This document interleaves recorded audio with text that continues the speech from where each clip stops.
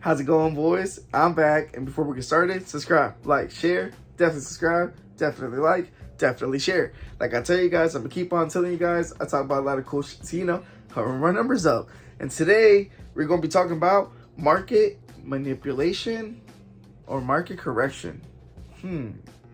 Either or, we're gonna be talking about one of those. Comment down below after you guys get done watching the video and tell me which one I ended up talking about. But we're gonna be talking about the fish.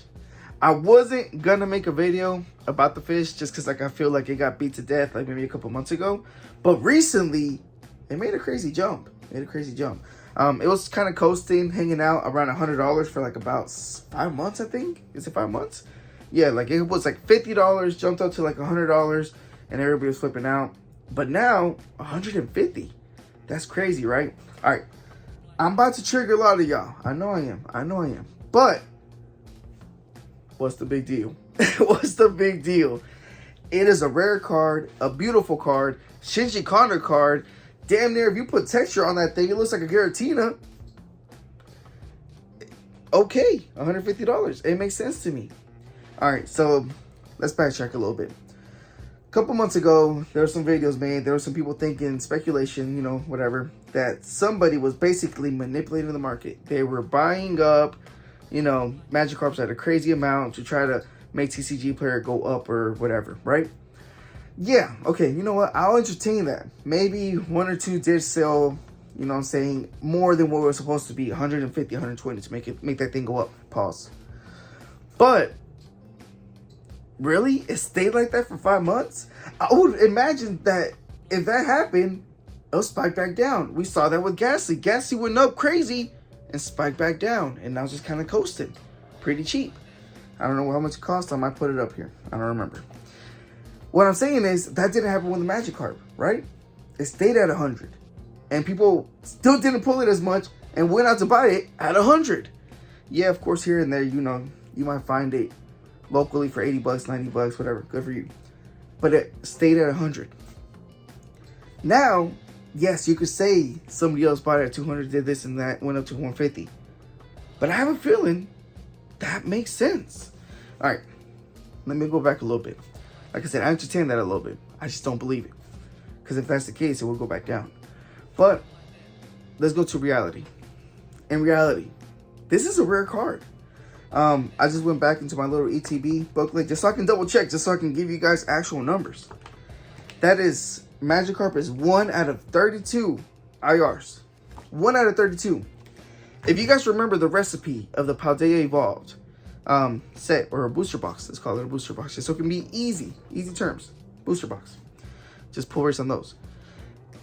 We can kind of narrow it down to 3 IRs, 1 SIR per box, maybe 1 gold. I opened about 15 boxes, and of course I saw thousands of them being pulled. And 15 boxes between my regular lives, because Paldea Evolved was an awesome set. Usually I only open up 6 boxes a case through my regular lives, but I love that set so much, I ended up buying more to keep on opening it for more days. And then we even did some Poppy Chulo breaks. I think we ended up doing one with the Poppies, another one with some random guests. No offense. I appreciate you joining that. Random guest. Sorry. You guys know what I'm saying. It's all love, guys. You guys know this. And I opened up another one with some, you know, with my random homies. And I love the set. So I opened up a lot more than I normally did. So what I'm saying is I saw a whole bunch, so I can give you first-hand experience on the card. Let me tell you how many of these I pulled. One. 15 boxes, hella ripping ships, buying from everybody. If I were to put it all together, I damn near open at least 20 boxes worth of Paldea Evolved. And I pulled 1. Of course, I got a lot of ripping ship homies. Shout out to ripping ship homies. Poke DJ, for example. I know for a fact he opened more than I did, because everybody in the world was going fishing. And if I love the set, I know the streets love the sets too. So, of course, he went crazy on the set. And he was opening up sleeve blisters, booster boxes, etc. He pulled 2. So, 1 out of 30 IRs. You get 3 chances to pull it in a booster box. And most of the times you don't. That's rare. For me, that qualifies for an $100 card. At least it should. Most of these cards are that hard to pull. I honestly believe they should stay there.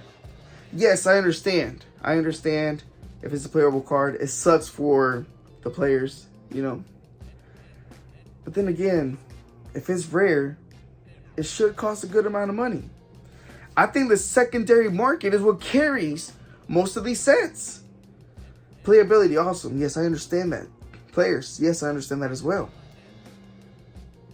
But how much the rarest cards cost is what carries the secondary market, is what makes the sets even better. Of course, I can bring up Evo Skies. Chill and Rain is getting up there now that, you know, the Blaziken is going up to $500 around there. So secondary market is what carries the boxes, carries the sets. So I'm glad. I'm glad it's 100 plus. Of course, it sucks for the people that haven't pulled it yet, because they might have to fork over $150 now. But finally, there's a set that has an $150 plus card in Sword and Shield. I mean, Scarlet and Violet. I'm happy for it. Wrapping this thing up. Yes, I'm pretty sure there was one or two people out there who are like, let's pump the market, yay. We can buy for $100. Yeah, I guess maybe a couple. But in our reality, I think the masses realized, holy shit, this card is rare. Not many people are pulling it. Why if I sell it for 80 when it was at 50?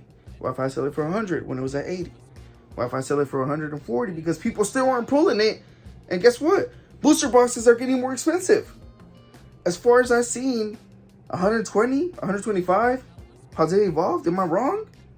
Like, if you find it for 109, that's a deal. And even then, at this point, do you open it? Or do you just buy the Magikarp? Or do you keep it sealed because, why if they don't reprint Paldea? Which that's a whole another conversation in itself. Basically, what I'm saying is, 150 to me is a real price. It's not hype. The card is rare. It is beautiful. It's worth it. I think a good secondary market is good for the hobby. I understand the argument with the TCG players, with the players, you know, themselves. But come on. Come on. At the end of the day, don't we just want a healthy hobby? I don't know, brothers. Let me know down below what you guys think. Let me know if I'm tripping. I'm open if you guys want to let me know if I'm tripping. If you guys have proof that there was some weird manipulation that I don't know about, let me know. Ultimately, TCG players kind of getting outdated. I have some personal issues with how they market their thing, especially different languages, etc., etc.